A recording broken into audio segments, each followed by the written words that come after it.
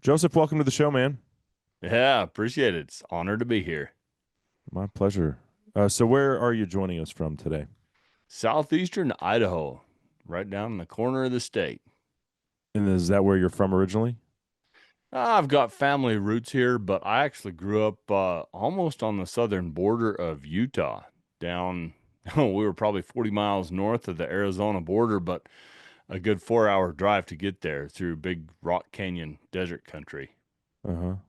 Okay, well, so I've never hunted in Utah, but I've hunted on the Utah-Colorado border, and it Hmm. was red dirt, rock canyons. We were hunting mountain lions there. Sure. And Yeah, real similar country probably to where I grew up. my my houndsman, his dogs were trained not to break on bears. His buddy that lived in Utah that would come over and run his hounds. You can hunt bears with hounds in Utah, and so his Yeah. would his would get on bears.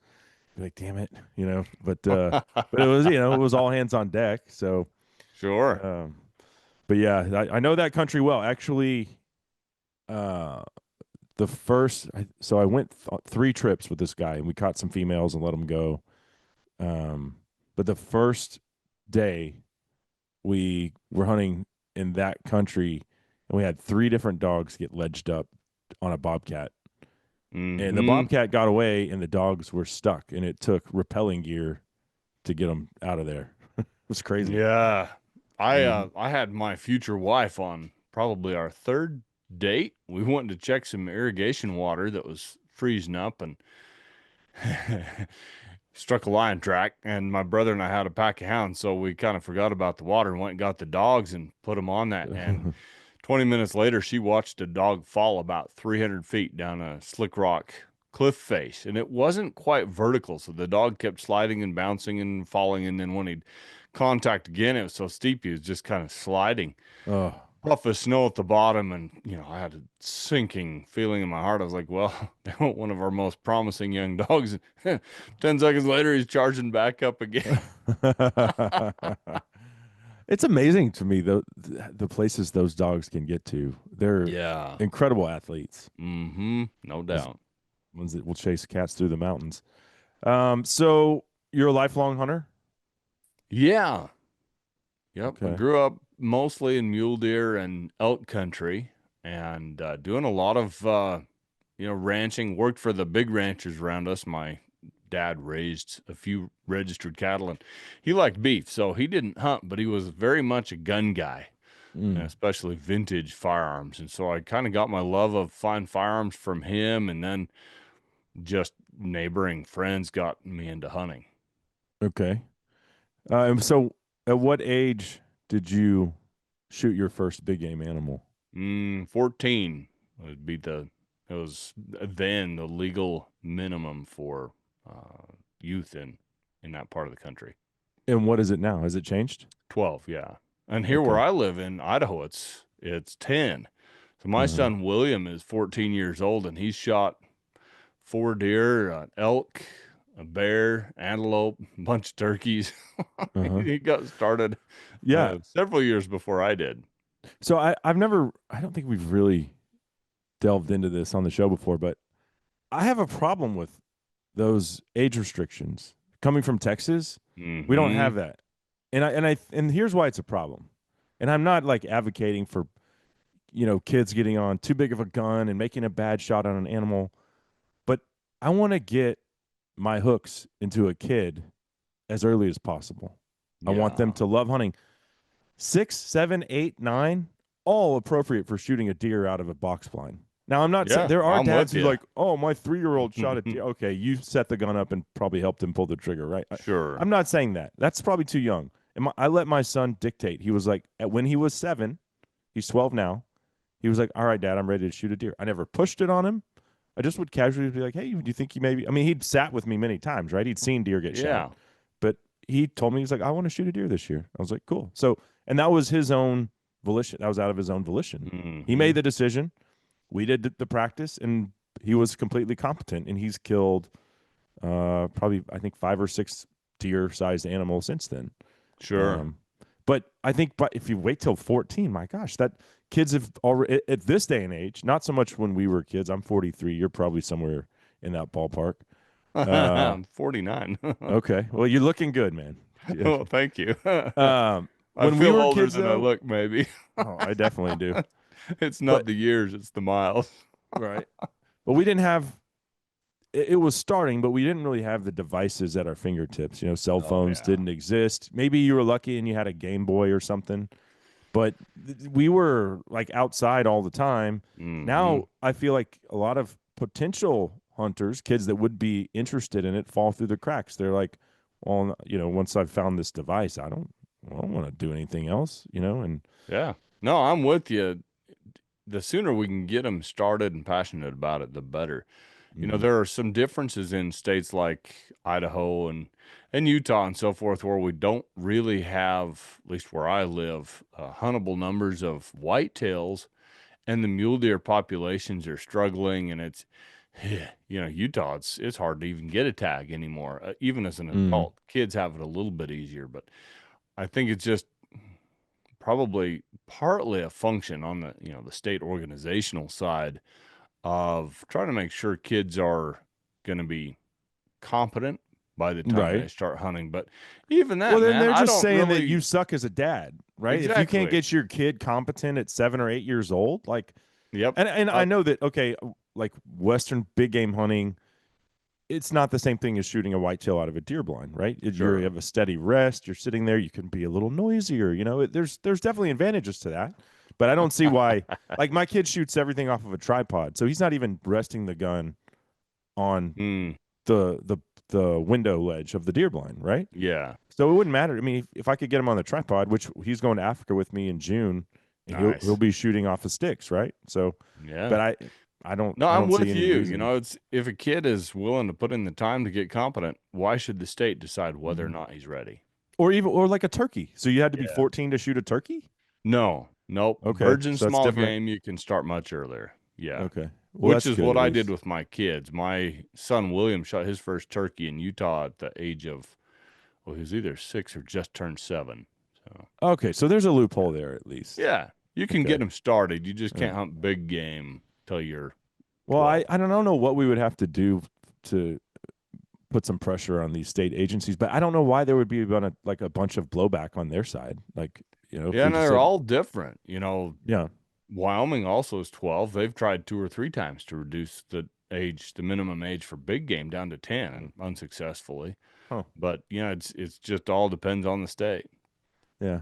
Well, I guess when you do take that first big game animal, I'm not saying it's a bigger deal than when a kid shoots their first deer in Texas. But it's comparable. But you probably had to wait for it, and there was a lot of anticipation, and if you Yeah. really wanted it that bad, and so yeah, I'm sure that's a huge deal, an accomplishment for a young hunter. Um, what is your favorite thing to hunt? That's like asking me to pick a favorite kid, man. You And I know know, which if kid I'd pick. you're a cruel man. They don't You listen know, to the show. I I hunt I try and hunt all over the world each year. And Uh-huh. I love the adventure side of it. But if I was confined to hunting just one thing for the rest of my life, it would have to be elk in the second half of September. Okay. So, are you a bow hunter too? Yeah. Okay. Yep. I grew up hunting actually with a recurve and a longbow. Second half of September, you're talking peak rut. So, Yeah, and in some places you can hunt with a rifle during that time, mhm. but and I that's did it that's one my time. ideal, either a muzzleloader or a rifle in the second half of September. Yeah. But I'll hunt with a bow to get out in the woods during that time. It's Uh-huh. just they're so alive, and you know, being with the elk during the heat of the rut is pretty cool. Yeah. It's my favorite. Archery elk is my favorite. I don't claim to be really even good at it. I've Hmm. killed a couple DIY public land, not bad for a Texan, Sure, and then I've killed a couple with a rifle. One of them in the rut in September in Colorado. They have this thing called, I think, ranching for wildlife, hmm and so they can sell uh, rifle tags, rut rifle tags, as long as the private ranch, is willing to donate cow elk hunts to the general sure, public through a draw system. yeah, So it was like we had, I think it was What hurricane was that we had here? Crap, I can't believe I can't remember it. But my buddy, his dad had bought him, and his dad bought a tag, and he bought his son a tag. My college buddy, and it was Hurricane Harvey hit the Texas Mm. coast, and he has a bunch of trucks, and he was like, "Man, some of my employees are out of their houses. You know, he's like, Cable, you want to go on this elk hunt?" I was like, yeah. It's like, I'm not paying you for it. He's like, no, just bring me the back straps. We'll call it even. I was like, okay, so That's sign up for that. awesome. Yeah. Yeah. So getting to hunt him with a rifle, like, I think I shot the bullet like 60 yards with a 7 mag. Hmm. That was pretty sick. Yeah. I love hunting them with a bow, but in full disclosure, to be perfectly candid, I've shot a whole bunch more with a rifle. It's just obviously a more effective tool. Uh-huh. Doesn't mean it's a better tool. It's just if you're trying to bring home those back straps, you're more likely to do so with a rifle in your fist. Yeah. Oh, there's no doubt. I think I've been elk hunting every year, every September for a dozen years, and Mm-hmm. I've killed 4, wounded 2 with a bow. Mm-hmm. And I've only actually been on one hunt where I didn't come to full draw at all. So I've had a lot of opportunity. Sure. But Yeah, I you've told done this well. story recently because I think I finally realized what I did. Like the first elk hunt I ever went on, went by myself, drew a tag in New Mexico. My buddy was supposed to go with me. He bailed at the last minute. So I'm going solo. And I've spent time in the backcountry a lot, actually, mostly grouse hunting and fly fishing up to that point. Oh, But then I nice. started seeing all these elk on these backpacking trips with my dad. And he's not a hunter, he's a fisherman. Mm-hmm. I was like, why am I not putting in for these? So I draw a tag. Texan goes to New Mexico, doesn't know diddly squat about elk hunting. By the grace of God, I called in an elk. And I, after, I think it took me 5 or 6 years to realize because it was like 20 yards away Mm. and I shot under it. I don't even Mm-hmm. think I put a pin on it. I think I just drew my bow and just shot at the damn thing. I was so jacked up. It's pretty exciting stuff. I seriously, and and it was somebody else told me a similar story of that they did that, and that's what made me realize that's probably what I did. I was probably so Mm-hmm. jacked up that I just pulled back and didn't even like focus, didn't go through the process, and just let it Sure. fly. But yeah, dude, there's nothing more rewarding than actually arrowing a bull Mm-hmm. without unguided, all that stuff. It's Yeah, no the doubt. best. Um, so all right, what I've seen on your social media, and you mentioned that you like to hunt all over the world. Mm-hmm. Um, what I've hunted in Africa 7 or 8 times, Argentina, Mm-hmm. Mexico, and Canada quite a bit. What other than those places, where else have you been? You know, quite a few. I've hunted Europe, 3 or 4 countries on the continent, plus England and Scotland. I've hunted 3 different places in Africa Uh-huh. and Alaska a lot. Alaska is one of my favorite places to go. I think it's the grittiest, gnarliest, most real type of DIY hunting you can do. Mm-hmm. Is because you're always, if you're doing it right, you're so far from everything. You can't go get a new scope if you drop your gun out of your tree stand. Not that you're Right. gonna have a tree stand that afternoon. Get back in the hunt. You screw up your scope, you better have iron sights or you're done hunting. Mm-hmm. It's just a next level sort of thing. I've hunted through most of the western states and a handful in the Midwest. Mexico, Argentina, like you mentioned, New Zealand. New Zealand's pretty cool.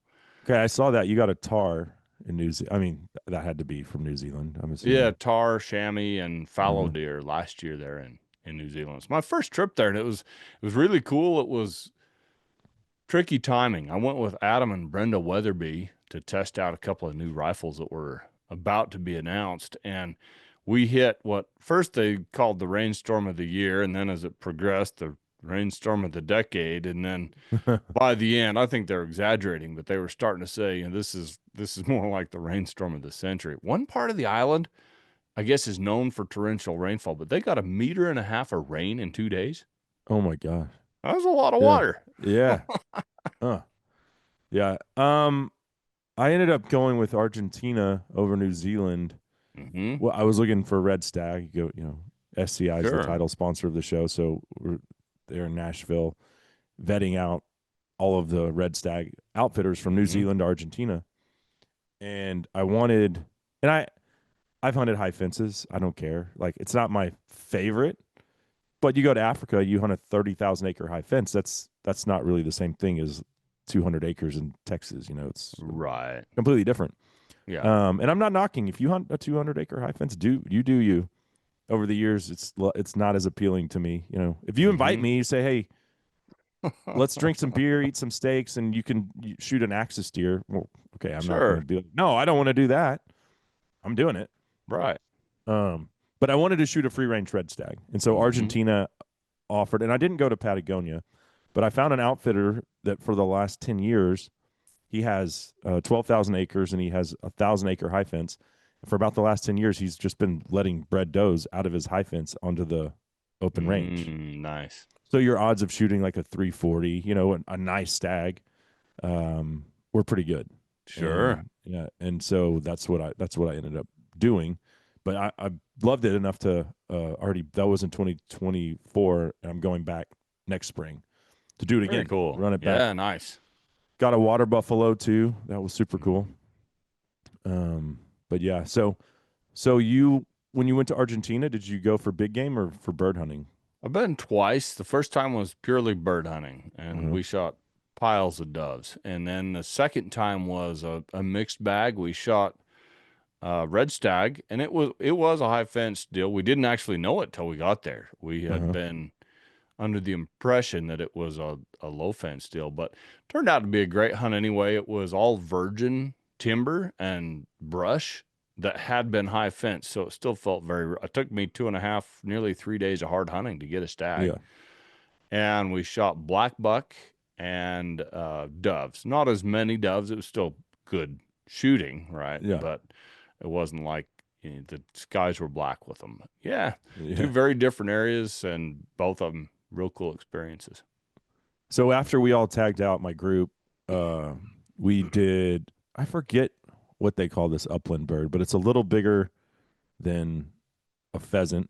Yeah, And so we were doing that because we were not in a uh, high traffic dove area where you could do like sure. a volume dove shoot. Hmm. I shot one dove that flew by. I think it was the only damn dove I saw the entire time I was in Argentina.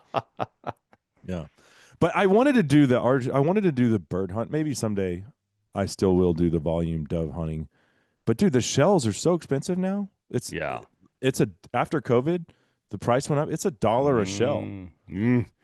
Yeah, my first time, of course, I was on assignment down there as a writer, but in what was it, 2012 or 14, somewhere in there, I shot 1,850 shells my first evening. Oh my gosh. Yeah. Yeah, and That's a, yeah. I have no pro. I mean, if you have the money and you want to do it, I would still love to do it, right? But I look at like a $7,500 shell bill at the end of Yeah. the deal, and I'm like, I think I would rather just shoot a big game. Right. And I love dove hunting. I mean, I am obsessed with it. Hmm. September, got the dog, the whole family yanked the kids out of school September 1st. It's like a holiday around here. Yeah. Um, Well, and to be honest, I mean, just to be upfront about it, I couldn't afford to hunt like that if I wasn't on assignment for a magazine, yeah. So Uh-huh. you gotta do what you have to do sometimes. Yeah. So have you done any of the more obscure and super expensive sheep hunts? I've done one good sheep hunt for Rocky Mountain. Got real fortunate and got a tag in New Mexico, Oh wow. and it was pretty cool. It was an incredibly rich experience, but the whole thing lasted one day. And so even, as I laid down, I was laying at 12,200 feet elevation and shooting 32 degrees down at a ram below me. Even as I'm setting up, I was like mentally trying to just saturate myself with the sounds, the smells, the feeling, everything, because I knew it was going to be so compressed, it'd be hard to hold on to. Uh-huh. We'd climbed this mountain that morning, found the sheep. We glassed 16 rams, found the oldest one. Turned out he was 14 years old. He was the oldest ram they'd ever taken off that mountain range. Uh-huh. But And you're where were you? down that I'm pretty evening. familiar with New Mexico. We were on a near Taos, and it was through Oh the yeah. the reservation there. Yeah. So, okay, so that, I mean, well, that's next to the Carson National Forest, but you were on a reservation. Yeah. Mm-hmm. Uh-huh. Okay. Yep. And over just like that. Yeah. Yep. It was a great experience, but I kind of wish it had lasted, 6 to 10 days just Mm. to sink in and saturate in, a little better. But and then I've shot a handful of aoudad, and I Mm. really enjoy hunting them. In I, you know, Texas. Texas, yeah, mostly. Uh-huh. It's always been good, and it's always been a fairly challenging deal. I haven't had a super easy aoudad hunt like some folks talk about, so I appreciate that. I like to earn Uh-huh. an animal. We used to call Audad the poor man's sheep hunt. Sure. But I've been doing this 15 years full time. I think when I started, an Audad hunt was $2,000. Yeah. Now they're 5,500. Some are 7,500. Mm-hmm. But it's supply and demand. So Yep. the secret got out, and everybody wants to do it, and they should. It's a hell of a hunt. Sure. It is poor man. It's poor man's sheep hunting, right? Yeah. Uh, it's everything that you could ask for, minus the $30,000 price tag, Right. or 50 if you want Mm-hmm. to go for a Rocky or a desert. Yeah. Or I don't know if you've looked at the price of stone sheep lately. I have to sell my house probably. Yeah. And mortgage your soul, or Right, I right. would have to. Yeah. Stone sheep are just insane now. Uh-huh. Yeah. So your podcast, Backcountry Hunting Podcast, Yeah. when did you start that? It was in the spring of 2019. So 6 years ago, last month. Well, Uh-huh. March. Yeah. And before that, primarily a writer? Yeah. And still, writing is my full time gig. It's my primary living.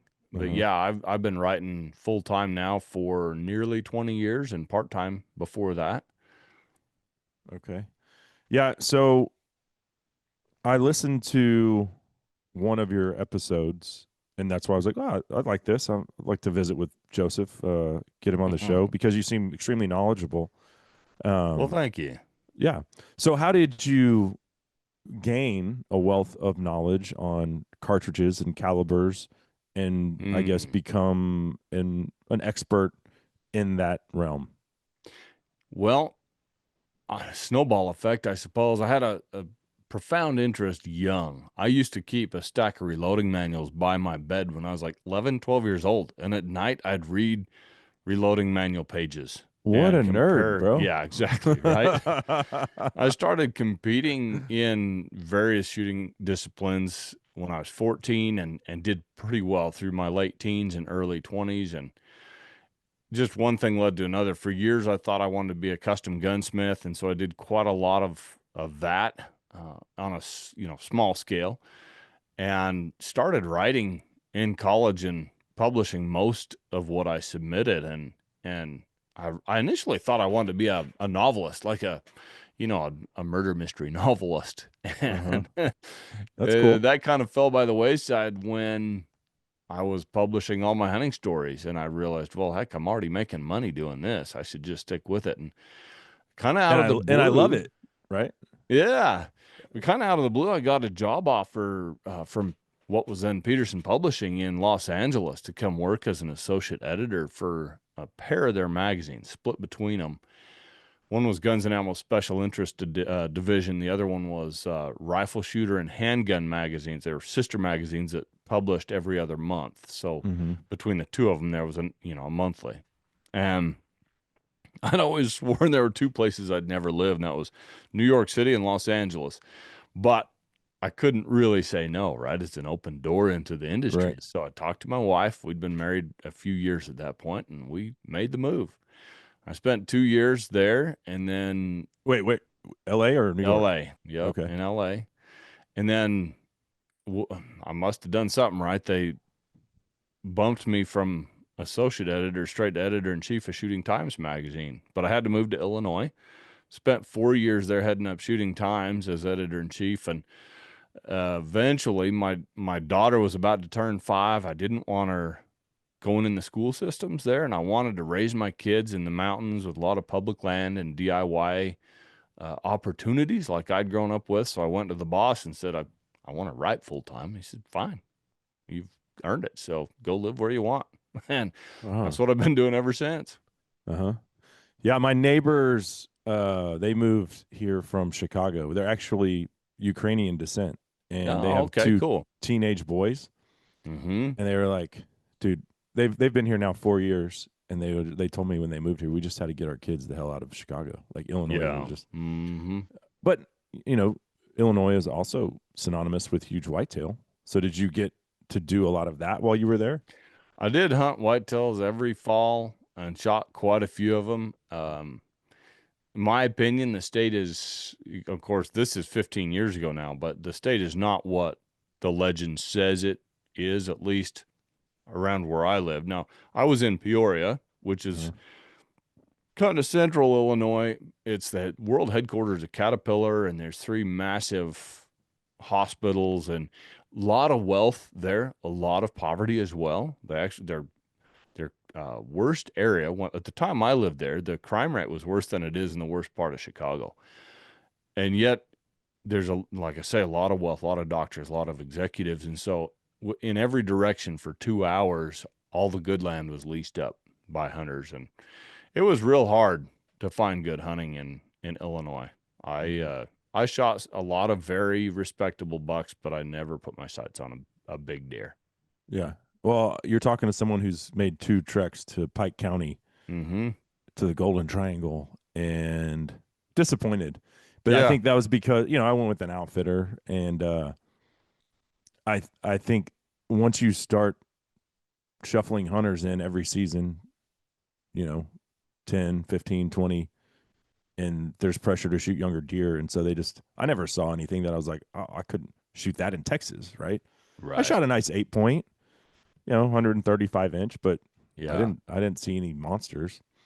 And I had Like a you said, you alluded connection. to it. It's not what it once was. Yeah. I had a connection in Pike County. So I hunted there every fall for 4 years and never saw a big deer on the hoof. I saw one big deer that had just been killed on the neighboring property. He was a 168 10 point. Uh, So great buck, right? yeah, But hell yeah. not the 200 incher that everybody dreams about there. And Mhm. from what I could tell, I think when the word got out in the late 90s or whenever it was, Illinois it declined pretty fast. Yeah, yeah. Well, but you look in their trophy room there at the lodge, and it's littered with Oh, yeah. 100 with booners, 180s, Yep. 200s, Hmm. but those were probably all shot 20 years ago. So Sure. yeah. Okay, so that's cool. So you got some kind of indoctrination into Midwest whitetail culture for a few years there Hmm. before moving to. Well, you got to pick. So why did you end up in Idaho? Well, I first went back to Utah for several years because my wife and I both had family there. Of course, my roots are there. My wife is British, actually. She moved in her late teens and settled in central Utah with her family. And so we moved to be back near family, and it was good. It was a good stepping stone, but neither of us felt like we were home. And that state is growing so incredibly fast. We bought about an hour and a half south of Salt Lake City. We bought a home on a ridge that had four other houses on it in a little suburb, pretty quiet, very rural. When we left 7 years later, there were 900 homes on that hill around us. Oh wow. I mean, it was just mind-boggling growth. And I'd gotten, I'd travel a lot for work. And so that commute to the Salt Lake City airport had just gotten horrendous. And we started looking in western Wyoming and then uh, southeastern Idaho as well, and fell in love with the little place. And we're just fortunate to move right before COVID struck. Mm-hmm. And we feel like we're home now. Like I mentioned earlier, I've got family roots in Idaho, some pretty deep stuff, and I feel like I've come home. Mm-hmm. Well, Idaho's not immune to the mass California exodus either, because I went to, and I'm not a fan of BHA. I mean, I'll just put that out there. Mm, Uh, but I went to one of their rendezvous in Boise one time just to be like, well, I'm gonna check this organization out, and I'd had Land Tawny on the show a couple times, and I think they do some good stuff. Fundamentally, I disagree with a lot of their left leaning stances. But I was like, well, I'm going to go check them out. And then I was like, not my cup of tea. But our Uber mm. driver was like, well, he was like, Boise used to be cool, but damn it, these Californians have ruined this place, So we see the Where, same thing where I live yeah, in yeah. I, Texas. I think there's a mass exodus off the coasts, both coasts. We've Mm-hmm. got a ton of people here in my neck of the woods from Washington as Hmm. well. A Well, why did they lot leave of Californians. Washington? Same Well, thing. same thing. Yeah, Yeah. yeah. A Yeah. lot of people like me have moved from Utah. Mm-hmm. Hmm. It's getting, yeah. There's a lot of funny things. Like you can buy a hat or a sweatshirt with the Idaho state outline and the words inside "We're full." Oh yeah. Uh-huh. Yeah. Now that Same. I'm Yeah. here too, I agree with that sentiment entirely. Uh-huh. Right.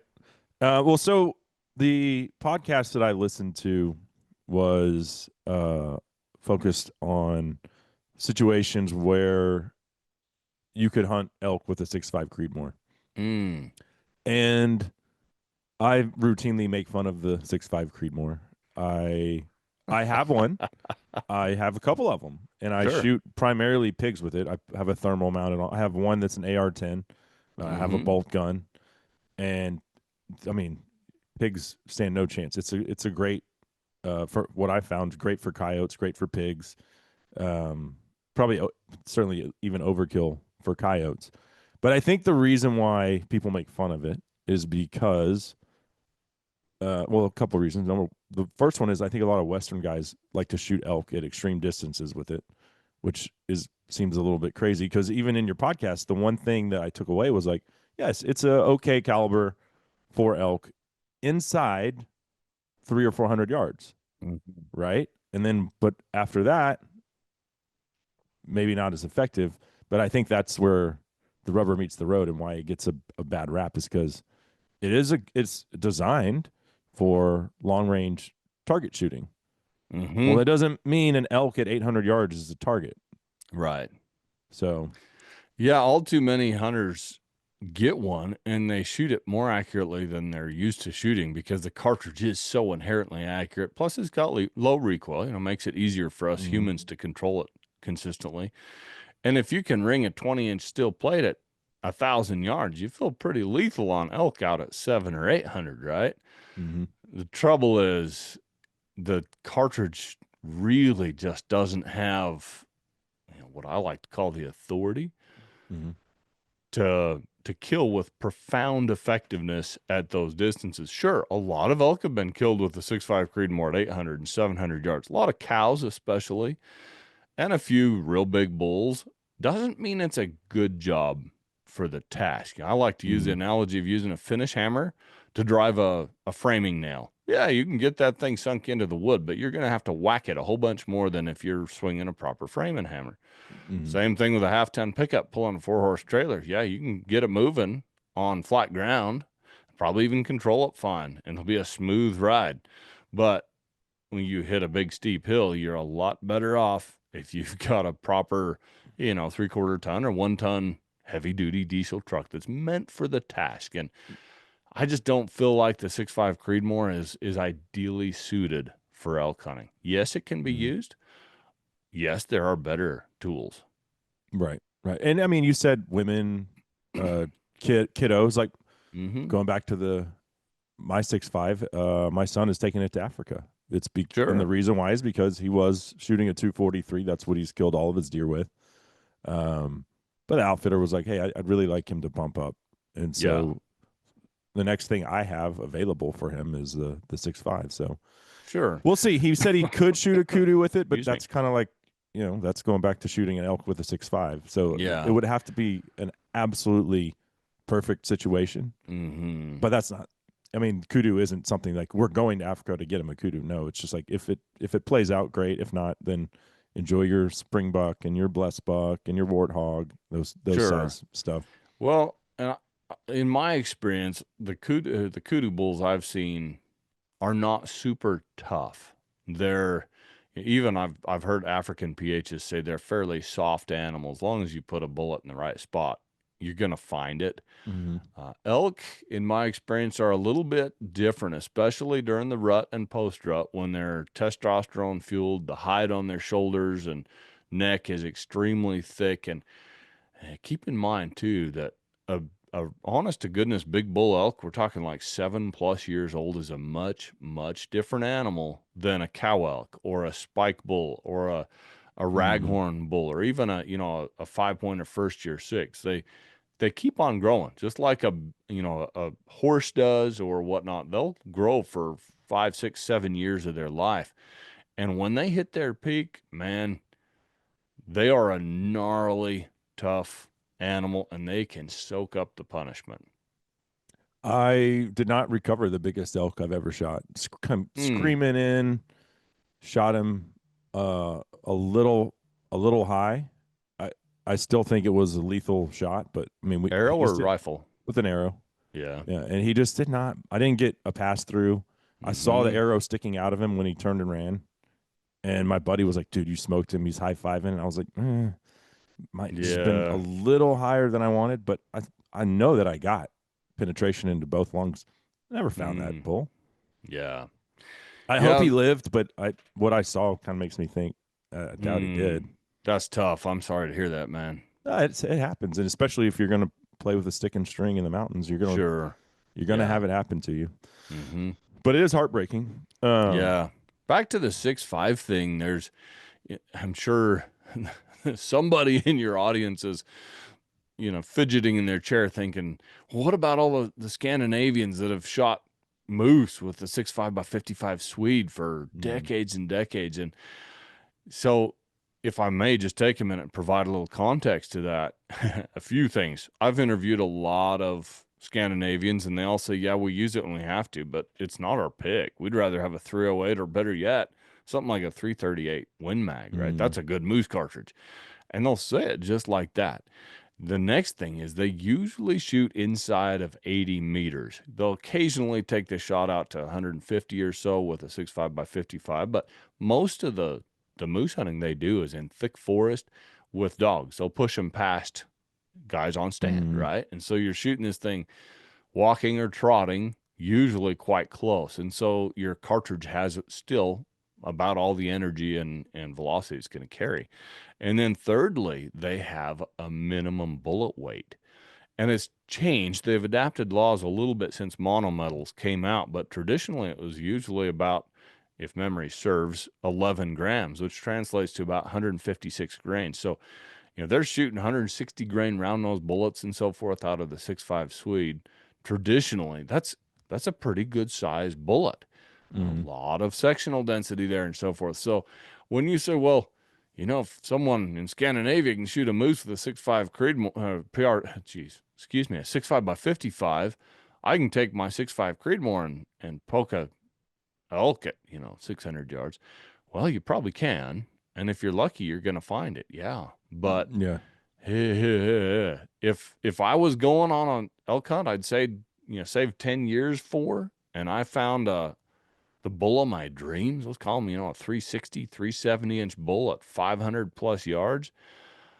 There are cartridges I would feel much happier about having in my hands than a Mm. 6.5 Creedmoor. Well, also, moose are not as tough as an elk.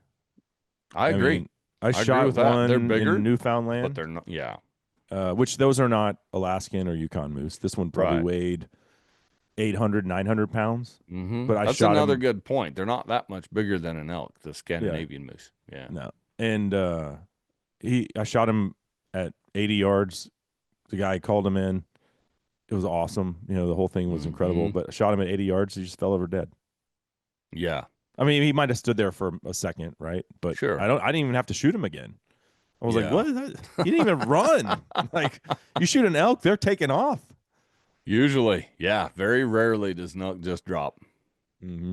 It can No. happen, but yeah. What's your take on so some people, and it's usually people that are shooting a lighter caliber, hmm uh they're they like they want to give you hell for shooting an animal in the front shoulder. Like if it's a trophy and it's a rifle, right? Not doing this with a bow, but I'm breaking that front shoulder and hoping to break the opposite shoulder every time. hmm Like, well, you're wasting meat. I'm like, but my animal didn't go anywhere, Yeah. and I've never gonna. I've yet to lose an animal that I shot through the front shoulder. I'm with you. I mean, if you're shooting a really soft, thin jacketed bullet, especially a target type bullet, you're best off popping them through the ribs in that crease behind the shoulder. But man, if you're shooting a proper bullet, controlled expansion, deep penetrating bullet, shoot them on the shoulders, my take. And yeah, you're going to lose a few pounds of meat, but I've seen animals lost, especially in Africa. I mean, you know this. Their vitals Mhm. sit further forward and their shoulders are set further backward on their skeletal frame. And so if you shoot an animal 3 or 4 inches behind the shoulder, you're likely behind the diaphragm. You've just gut shot an animal. In Mhm. Africa, they tell you on the shoulder, center on the shoulder every time. Yeah. And man, to me, they just kill better. Bullets kill better when you put them through the shoulder. And the other thing I hear is, there's this small bore for big game trend going on right now. Lots of people shooting elk with 6 MMs and even 223s loaded with 77 grain tipped Match Kings and so forth. They work great when you pop them through the lungs behind the shoulder. You got a 1/4 inch of hide, maybe an 1/8 inch of hide, 1/2 inch of meat. Maybe you're going to hit a little 1/4 inch thick rib, and then you're into the lungs. Lungs are just strong bubbles, right? So you go in there and Mhm. you explode a bullet. Yeah, stuff dies real fast. It works fantastic. But if you then take that same shot through the shoulder, and I've seen this, I'm not talking, I'm not blowing sunshine up your skirts here. I've seen these specific bullets that this crowd is promoting fail to penetrate when they hit a heavy bone. I've seen them Well, a fail to go through it. 77 grain bullet out of a Yeah. 223? Mm-hmm. Why would you do that? And there's guys promoting shooting an elk out at 800 yards. It's to me, oh, we've gone back and forth over this, some of these guys, but to me, it's not doing the animal justice, Yeah. and you're pulling a stunt. It can be done, shoot it through the lungs without any heavy bone or heavy muscle obstructing your shot. You'll be fine. But excuse me, if you have to take a quartering two shot on that elk, which with the right cartridge and bullet is one of my favorite shots. It's one of the few Mm. shots that will often flatten an elk. If you Mhm. can break that heavy front shoulder from a quartering two angle and drive a big bullet back into their lungs, you're going to put them down real fast. It anchors them Mhm. pretty quickly. Don't try that with, a little bitty cartridge loaded with a very thin jacketed bullet.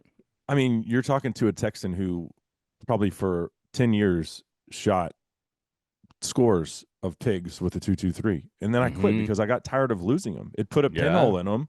It kill them, Mm-hmm. right? But then they've run off and and it's a group of pigs. So you Mm-hmm. head shoot the first one, it usually drops. And then after that, it's just shoot them in the pig, but then can you find the pig once you've shot it? Right. Yep. Um, and I don't really, there's no reason to even address the ethics. They're pigs. The landowners long Right. gone. And It's a totally different thing, right? mm-hmm. But I quit shooting them with that and started shooting them with the 6.5 because I wanted to find them. Yeah. Yep. And you're finding more of them, aren't you? Oh, for sure. Yeah, Yeah. 143 grain bullet, I think, is what I typically shoot. Mm-hmm. No, I think I'm shooting nozzler partitions now. I think they're 140. Yeah, that's an outstanding bullet in a 6.5 Pigs do Creedmoor. not run; they Mm-hmm. drop. Yeah, Mm-hmm. yeah. I didn't even. I guess I hadn't really tapped into that new craze of shooting elk with a 223. Yeah, and a I'm lot of over here people. bashing on the 6.5. People shooting Whew. elk with a 6.5, and then we're gonna put it Mm-hmm. on steroids and shoot them with a 223. Okay. Yeah, there's a lot of people using the 6 Creedmoor as well. There's this movement to use the 108 grain ELD match bullet by Hornady for this, and guys shooting stuff out pretty regularly to 600 yards. And man, the funny thing is, if the animal's broadside and you tuck it right behind the shoulder, it works like magic. And that's what's leading people wrong, I believe. I was hunting with that combination, a 6 Creedmoor and a 108 grain ELD match bullet before the ELD match bullet was announced. As part of my job, I do a lot of early testing so that I can publish reviews about the time that something is launched as a writer. Mm-hmm. And I've seen lots of coyotes and a lot of deer shot with that combination. I've hunted with a number of other match type heavy for caliber bullets in the 6 Creedmoor. And yeah, it kills a lot of stuff real dead real fast until it doesn't. Mm-hmm. And like I started to mention earlier, I saw a 2-point white mule deer, small deer, right, shot in the neck with that 108 grain ELD match. Didn't go all the way through. Hit the bone, exploded. Of course, the deer dropped in his tracks. But yeah, mule deer neck on a 2-point is not that big. Right. And I'm not going to take that bullet and try and punch it through a quartering two bull elk's shoulder. After seeing that, hell no. Yeah. Yeah. And you'll get the guy saying, well, don't take that shot then. Wait for an ethical shot presentation. Folks, that is an ethical shot presentation. A quartering two bull is like the ultimate, in my opinion. Mm-hmm. And Africans that hunt a lot of other animals that are similarly tough to elk will agree with me. As long as you're shooting a sufficiently authoritative cartridge with a good controlled expansion bullet, that's one of my favorite shot presentations. You're going to kill that thing real dead real fast. Mm-hmm. I'm taking 180 grain partition, my 300 Win Mag on this safari, and my son on his first international trip of any kind. It's gonna be wonderful just watching. He's gonna be just wide eyed and probably in his perpetual state of amazement. Different sights and the culture, and then you mean we're hunting warthog, but now there's this blessed buck, and I can shoot it. It's like Yeah. target rich environment, buddy. Whatever. But he's taking 140 grain AccuBond.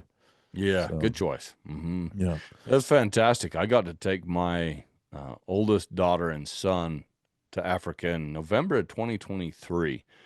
So she was 15 and he was 13, and they each shot 4 animals. And oh, it's just like you said, watching the wonder in their eyes and the excitement and seeing them adapt to their surroundings and then succeed in those surroundings is fantastic. And it's really good for them too, sometimes Mm-hmm. to go through a village and learn what real poverty is like and yet see how happy those people can be.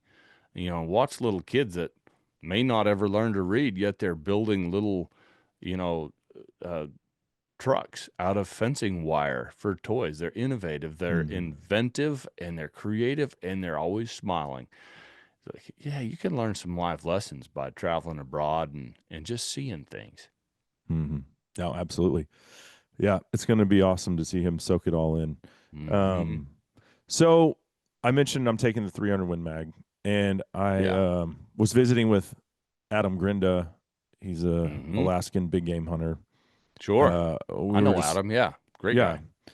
so we were talking about the six. I was joking when I said, "So, what's your favorite all around caliber for Alaska, and why is it the 6.5?" And then he just went on a tirade. So I put this clip on social media, and saying, I'm a firm believer you can shoot anything in North America with a 300 Win Mag, kill it dead pretty efficiently. But one guy was like, there was some blowback because I was like, I guess putting off that I think that the 300 Win Mag is the Lord's caliber, although I didn't say that. But one guy was like, why are you promoting this antiquated technology like 300 PRC, 300 Weatherby? This is the future. Your 300 Win Mag is a desk ornament. It's obsolete. So stop pumping it up. So I was like, well, okay, well, let's talk to somebody that has a thorough understanding of ballistics performance, the history of the 300 Win Mag, all of that stuff, and then compare it to these newer cartridges. So yeah, so the 300 Win Mag I think came around in 1963, introduced by Winchester, and it pretty quickly became a favorite of North American big game hunters. And we can also talk about the 7 Mag, because I think that's in that same boat of, well, now there's the 7 PRC, and the 7 Mag is dated. But that one came around in 62 and also gained a pretty quick following. Sure. So yeah, so tell me, in your opinion, like, we'll go through first the pros of the 300 Win Mag, and then if there are cons, and then how do they stack up? How does it stack up against these newer calibers Sure. in 300? So first, anybody that says the 300 Win Mag is antiquated and a desk ornament is going to make a lot of enemies because there are a whole lot of people out there that do believe it's, as you put it, the Lord's caliber. There's a reason that it's so trusted, and that's because it's so good at what it does. It shoots that 180 grain bullet weight range profoundly well. And if I had to say, okay, we got to just pick one 30 caliber Magnum for the rest of time based on what we have right now, I would still pick a 300 Winchester Magnum because there's so many different factory loads available on the market. It's very easy to find a load that, one, shoots well in your rifle, and two, is loaded with a bullet that's appropriately tailored for the game you intend to hunt. And nobody would ever be disadvantaged by using that 300 Winchester Magnum for the rest of their life. I've shot more elk, big bull elk, with the 300 Win Mag than all other cartridges combined. And I've shot elk with a lot of different esoteric cartridges. It just works. Now, the primary advantages to still buying one today is, number one, like I mentioned, ready availability of really good factory ammunition in a broad spectrum of loads from all the big manufacturers. Number two, ready availability of rifles, both on the used market and on the new market. Those are pretty much it. I mean, yeah, you can get into some of the more refined stuff like hand load data. If you're a hand loader, there's just dump truck loads of good data available everywhere, from all the good loading manuals through, trusting online stuff, which you always got to be a little bit careful about. But there's a lot of good info on that. On the downside, the 300 Win Mag has a very short, what they call head height, right? This was so that companies could shoehorn it into a 30-06 length action. As a result, you can't load real long, streamlined modern bullets in it in most actions because either the bullet's seated so far in that the mouth of the case is hanging over the curve of the bullet, or with the bullet left out, appropriate length, your ammo now won't fit in your rifle's magazine. So the disadvantage then of having the 300 Win Mag with that short head height is that it can't use those really long, stretched out high BC modern bullets. And that means, well, let's take this from a different angle. Those bullets give you what? So what are you losing, right, with a 300 Win Mag? The best modern bullets, you can call them long range, and that's appropriate, but there's more to it than that. At long range, they do have less wind drift. They hold velocity better, which means they're going to drop less and they'll deposit more authority on impact, right? But that also holds true up close. Even at 200 yards, you're going to have more impact authority. I don't like using energy because it's a metric that can be manipulated very easily by velocity. Kinetic energy, right? A super fast 22-250 bullet can have more energy than a 270 or some 30-06 loads. And so you got to be careful with using kinetic energy. But when you just think of it in round terms of authority deposited on target, a heavier bullet that holds its speed better is going to hit harder, even at 200 yards, and certainly at 400 and 500 yards. Does that mean the 300 Win Mag doesn't work? Of course not. You can still get really good bullets and some fairly modern bullets loaded for that cartridge. If we transition now to something like the 300 PRC, which is optimized for the best modern bullets, I'll just stick my neck right out and say it. It is definitely the best designed 30 caliber Magnum to ever hit the streets. It's got all the modern design principles of minimum chamber tolerances and ammunition tolerances. So your ammo is always going to fit your chamber more consistently and tighter, unless you get a custom 300 Win Mag, right, built with a min-spec chamber.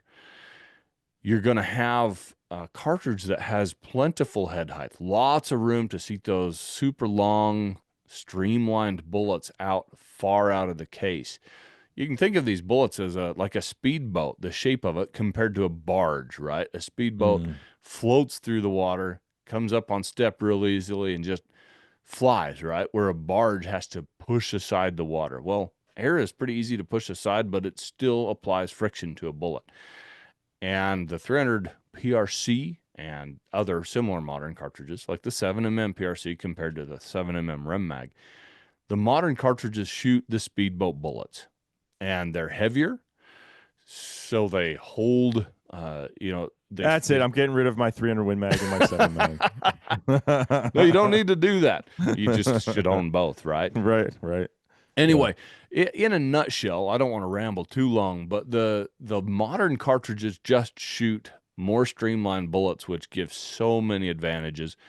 Plus, they have that turnkey accuracy. You don't have to generally tune a hand load to get the best your rifle has to provide because they're held to such tight tolerances. Mm-hmm. The Okay. fast rifling twist rate is a big part of it too. You know, like your 7 Rem Mag and your 300 Win Mag have relatively slow, I should say, twist rates that won't stabilize a lot of the stretched out modern bullets.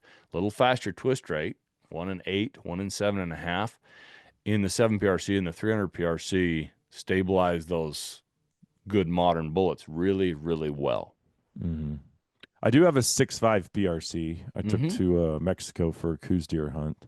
Great and cartridge. I've been impressed with that. I think that'll be the next one I try to bump my son up to as he grows. He's 12 and he's good sized kid, but he's a beanpole. He eats everything and gains no weight. So it's like and you don't want him to develop a bad habit. That's one of that's been my main focus in bringing my kids up into shooting is don't give them too much recoil. And don't let them form those bad habits at an early age. So we'll see. But yeah, I've been impressed with the 6.5 PRC. But yeah, I guess it's reality that there's better options than the 300 Win Mag. But well, they still have some disadvantages too. I mean, yeah, technically on paper they're better. What about ammo though? You can't. Extreme, yeah. So that's the thing with. Well, the 7 PRC has been already widely adopted. Everybody from Weatherby and Federal, of course, Hornady, and Nosler and so forth, they're all building ammo for it. It's getting pretty easy to find 7 PRC ammo, but the 300 PRC, you're still going to shop pretty hard to find anything that doesn't say Hornady on it. Hornady makes good ammo, but it's still nice to have, 15 or 20 different loads to choose from rather than 3. Yeah. Yeah, and so price point. So those are a couple of the big downsides of the 300 PRCs. Another is they actually do tend to kick harder because you're shooting a 212 or 220, 225 grain bullet rather than a 180. You're getting a little more recoil out of a 300 PRC. Most of them are fit with a brake or get fit with a suppressor, and now you're shooting feels like a 270, so it's fine. What about barrel life? Almost identical. In fact, it probably leans toward the PRCs because they shoot funny enough, sometimes less powder. And the powder is the biggest contributor to barrel erosion. Okay. See, I would have thought in my mind, I would have been like, well, these PRCs are going to be barrel burners. No, not really. Out of the 3 of them, the 6.5 PRC is the hardest on barrels.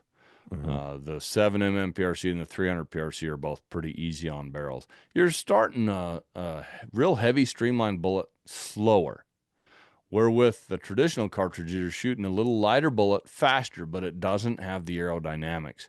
So it loses that velocity really fast. Inside 150 yards or so, yeah, you're still probably going faster, but that heavier high BC bullet will overtake it really soon. And from there on out, the gap just grows exponentially. Okay. So we talked about the 300 PRC. Where do other popular 300 caliber cartridges like the 300 Weatherby, 30 Nosler, where do they factor into this conversation? I hate to say it because I love the 300 Weatherby. It used to be my favorite elk cartridge. I had a super accurate 30 Nosler for a while, but the fact is they're fading as far as real popularity among modern shooters. You'll still find throwback guys that love the 300 Weatherby, 300 H&H. That's my personal favorite 30 caliber Magnum for no explainable reason aside from its history. I love history. The 30 Nosler, good cartridge. I know a couple of Gunworks guys that still shoot that and love it, but it's a funny thing about humanity. You know, when something is actually proven to be a better mousetrap, even if it's by a fraction of a percent, people migrate that way. And the PRCs own that realm right now. Yeah. Mm-hmm. I think really the race is between the 300 Win Mag and the 300 PRC. I get a lot of questions from my podcast and YouTube channel and so forth. People saying, what about the 300 WSM? I've got one and just love it because it's a short action, right? It's a great cartridge too, but it also is fading pretty fast. Okay. The Wisdom as the Yeah. I never heard it called that until I spent a lot of time with the Vortex crowd, and they always call it the Wisdom. Yeah. Uh-huh. Is there anything or is there any animal that you would shoot with a 300 Win Mag that you wouldn't shoot with a 7 Mag?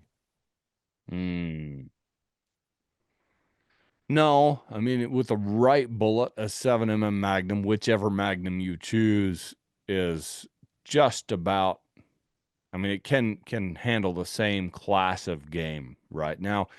If you said, okay, we're going to go hunt coastal brown bears, and you can take a 7 Magnum or a 30 caliber Magnum, I definitely take the 30 because of the heavier bullet, a little bit bigger frontal diameter. Still isn't the cartridge I'd want. Mm-hmm. Interior Grizzlies, sure. The good 30 caliber Magnum's awesome. But for a big coastal brown bear, my pick would be probably a 375 H&H. But yeah, I actually am a huge fan of the 7MMs. My kind of lifelong favorite cartridge at this point is the 280 Ackley Improved because it gives 7 Rem Mag type performance with 15% less recoil, a lot more barrel life, and you can hold 5 cartridges in your magazine rather than 3 and so forth. Just a lot of things to love about the 280 Ackley. It's one of those grassroots cartridges that grew up without any promotion, any marketing. It's so good that it stands on its own merits, and people have, adopted. It's very much got a cult following. And by now, a lot of the great manufacturers, I mean, you can get Weatherby ammo and Federal and Hornady and Nosler, a whole bunch of different people make ammo and rifles for it. I'm off on a tangent here, but I guess what I was trying to say is there's very little you can't do with a 7mm that you can do with a 30 caliber. And the 7mm is going to be a little easier to shoot as far as, the recoil you're absorbing, which to me isn't a big deal, but it is more compatible generally with high BC bullets until you get into the 300 PRC. Yeah, I was in the 7 Mag fanboy club for probably a good 5 or 6 years when I got. So it's funny how we evolve as hunters, and you have more expendable income. You start buying more guns. Both of us are in this industry, so it's nothing for us to just be like, hey, I'd like this, and it just show up, right? But I think I started out, my first rifle was a 308. And then I went to a 270 and made that switch and shot that one for a couple years, and then got a really nice 7 Mag, and that was my jam for a while.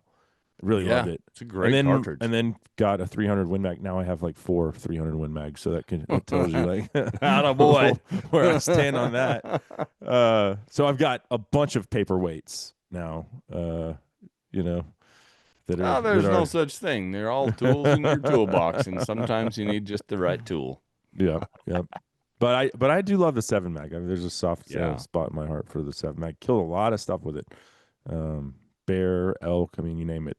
Sure. And it works. It works real well. Which I don't want to say it's surprising, but I think I was probably shooting like maybe 162 grain, somewhere in there, bullet.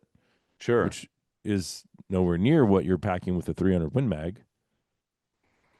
It's lighter, yeah, but you're probably going to have similar sectional density and maybe higher BC, especially if you get into the 168 to 175 grain, even the 180 grain 7mm. So the 7 PRC is really optimized for those 160 to 180 grain bullets and does real well with them. Mm, okay.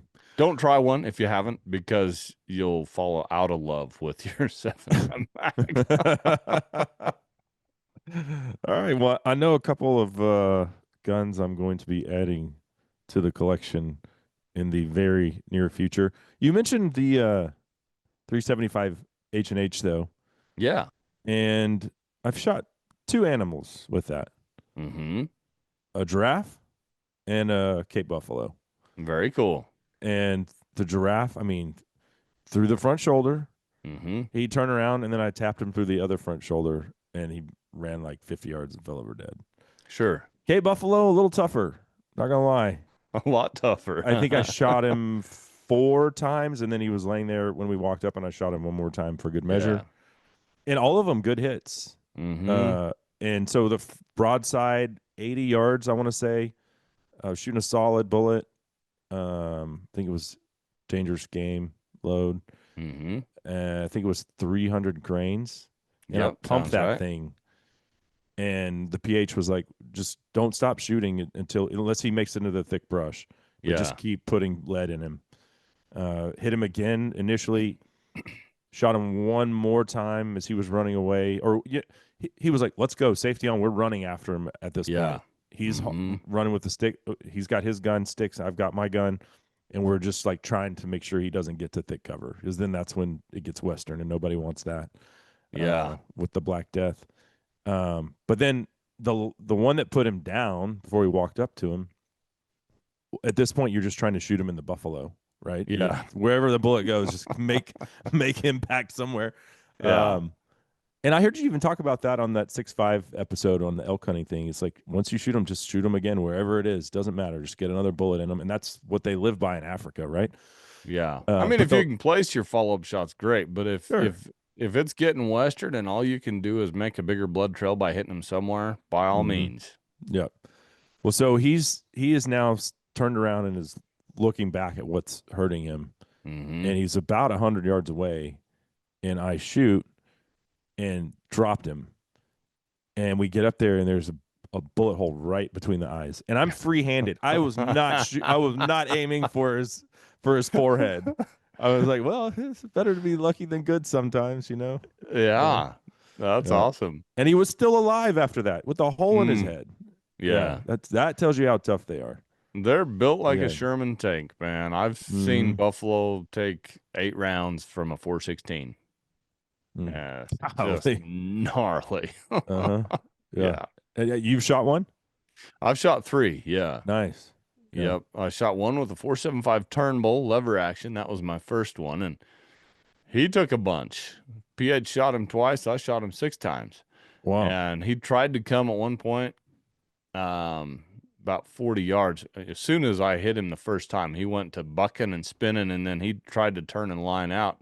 Just as I broke his front shoulder, quartering to, right bullet, right? Mm-hmm. And put him on his chin, and he recovered and then turned away. But yeah, the only one I've killed with one shot was with a little 9.3x62 cartridge. So, the German counterpart kind of to the 375 H&H, and lovely little cartridge. And I had one shot opportunity in thick forest at 70 yards and just shot him straight on at the base of the throat, took the top of his heart off, and he was gone in a split second. But we heard that lovely death bellow about 20, 30 seconds later, and it was all over. Yeah. Yeah, the death bellow is an interesting thing. I think a lot of people say bears do it frequently, and the boar. I think the first bear I ever killed in Alberta definitely did that, and he Yeah. didn't. I shot him with a 7 mag. He didn't go far. I couldn't see him in the thick brush, but I heard that, and I was videoing, and I was like, "Whoa, that was Yeah. pretty intense." Sends chills up your back and usually makes you pretty grateful, but you do have to be careful. I've videoed a Cape buffalo doing whatever would count as a death bellow, right? Mm-hmm. It was an angry bellow. He had eyes locked on the guy that shot him 40 yards away, but he couldn't get up because his shoulder and his hip were both broken. Mm. And he bellowed. Boy, you'd swear it was a death bellow, but he was very much alive. Mm-hmm. Mm. Does it surprise you? In obviously, I work with Nosler. Um, big fan of their bullets and Mm-hmm. the performance you get. But does it surprise you that a bullet designed in, I think it was the late 40s when John Osler designed the Mm-hmm. partition, Yep. that it still stands up all these years later? Because I mean, what we've talked about essentially today is changing technology, right? Yeah. Well, here's the partition Mm-hmm. that you It's ask your still, PH in Africa, or if you say I'm bringing a partition, they're like, "Oh, good, that's a great yeah. choice." You Mm-hmm. know? It's still the benchmark, in my Mm, opinion, by which all other controlled expansion bullets are measured. Partition's a fantastic bullet. mm-hmm, mm. Yeah. All I've these years later. wondered, yeah, I've wondered if they've ever considered, if Nosler's ever considered putting a polymer tip on it and finding a way to make a boat tail on it. I'd sure shoot that bullet. I mean, I shoot partitions as is. I love them, but Mm, uh, yeah, it's pretty cool. It's not what you'd call an extreme range bullet, but yeah, inside of practical hunting distances, it's awfully hard to match. yeah, yeah. Yes, sir. Well, what do you have on your docket for this fall as far as tags that you drew or international Hmm. hunts that you are planning for? I haven't drawn anything yet. I still got a couple of states I'm hoping, fingers crossed, that would just be deer and elk here in the West. But Mm-hmm. I've got a Colorado elk hunt. No, excuse me, a New Mexico elk hunt and Scottish. I'm going to Scotland for red stag in October, Nice. Are you and staying in a then castle? no, it'll be an old Victorian lodge. Okay. I've been there once before. It's a spectacular place Uh-huh. and really cool experience. You're not really hunting for trophies. You're hunting, the way they hunt is for age class. Yeah. And I'm actually really kind of hoping to shoot what they call a murder stag. He'll have brow tines, but no forks above that. And Huh. every time they find one of these old stags like that, they try and shoot them because those stags, when they get in fights, they tend to kill other stags. They Oh, call them yeah. murder stags. Huh. I'd like to get a murder stag. Anyway, I've got a quick story for you on that. You mentioned you shot black buck in Argentina. Obviously, we have yeah. black buck out the wazoo in Texas in high fences on the open range. So my buddy who has a ranch, um, and this was a high fence, he found multiple like 200 plus inch breeder bucks dead in his front Oh, pasture. And he was like, "Who was poaching my deer?" Like they had a hole in them. He's like, hmm, "Somebody shot these things." And it wasn't the same day, but over the course of a couple of weeks. sure. And he was sitting in a blind and he watched this one black buck run up to a whitetail deer and poke a hole in him. Mm. And he instantly was like, "Well, that's what happened to my bucks." And that was the last thing that black buck ever did. I was just gonna say that's probably the last whitetail that black buck Yeah. attacked. So murder black buck. Yeah, you're gonna get a murder Yeah, stag. yeah, All right. So Scotland. yep. And then the real big one I'm super excited about is Mozambique in November. It's gonna be jungle hot and wet, but Mm, apparently it's a pretty good time to try and shoot a really good Cape buffalo, which is what I'm going for. heck yeah. Yeah. Yeah. I want to explore the other m- more remote areas of Africa. I've been to South Africa, like I told you, quite a few times, but I haven't Have you ventured out been to yet. any of the other countries? I haven't, man. It's always, Mm. and you're married and you have kids, and you probably sometimes feel Yeah. the same way. It's like I go, like there's this one restaurant called Kubata. It's a seafood place in Mm-hmm. Johannesburg. Excuse me, Port Elizabeth. Sure. And all my buddies are like, "You got to go to Kubata," and I'm like, dude, I am literally leaving and trying to get home as fast as I can to keep my wife happy so that I can go back next time. Adding another day onto the trip so I can go eat at this restaurant is not something like I'm gonna Yeah. do, Yeah. But I'm always feeling that pressure to because it's a work trip Mm-hmm. and it's fun as hell, but adding another day on to or 2 days or whatever to do touristy stuff would just be like I don't know. Yeah. You can't do that until you start taking your wife with you. Mm. Your And then wife it hunts, change. mine does not. Mine. Well, she does a bit. What she Uh-huh, really likes is the travel and visiting historic sites and so forth. So, uh-huh. and we've got 4 kids. Our youngest is 10, and it's just the past few years that she started trying to come on at least one adventure a year with me, and it's Uh-huh. been so awesome. I look forward to getting old and traveling with my wife, Yeah. everywhere.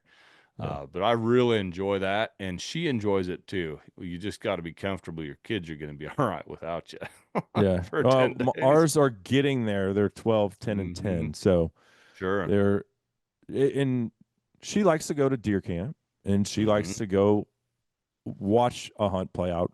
She has shot at dove and I've seen her shoot one. We were spotlighting rabbits one night. She shot a rabbit. That's Hmm. her only kill up to this point.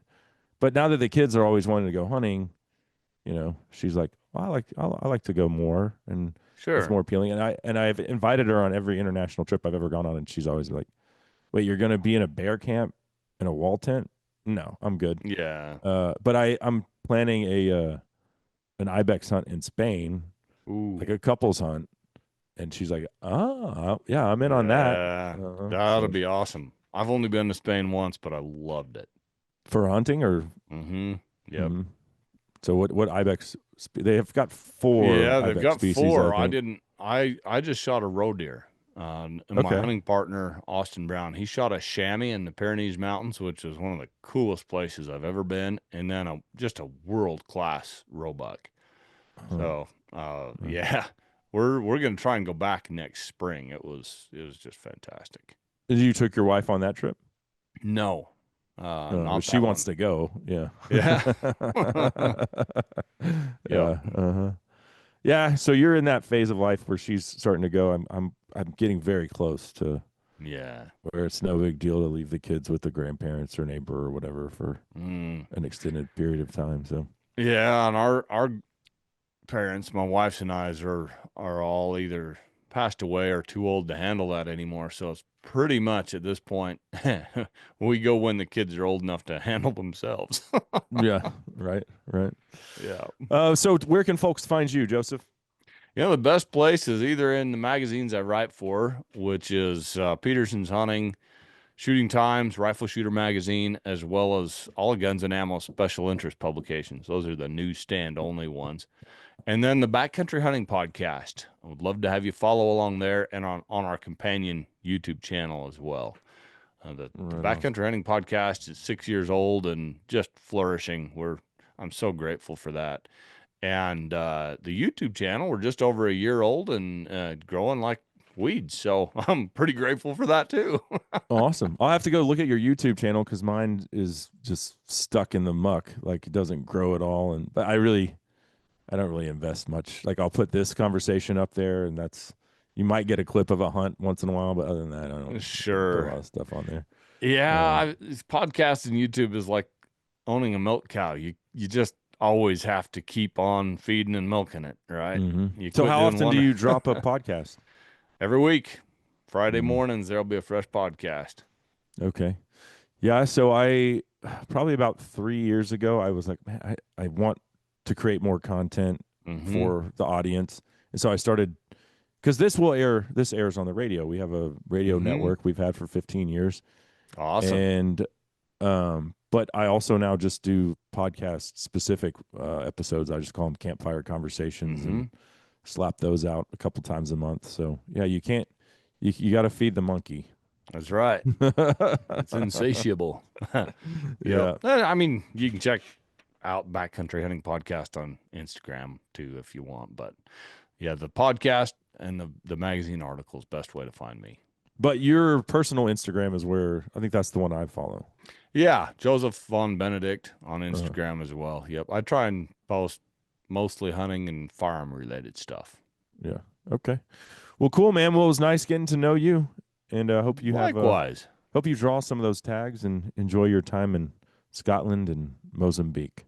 Yeah. And I sure appreciate you having me on the show. Maybe one of these days we can sit around a campfire and swap some stories. Sounds like a plan, brother. Take it easy. You bet.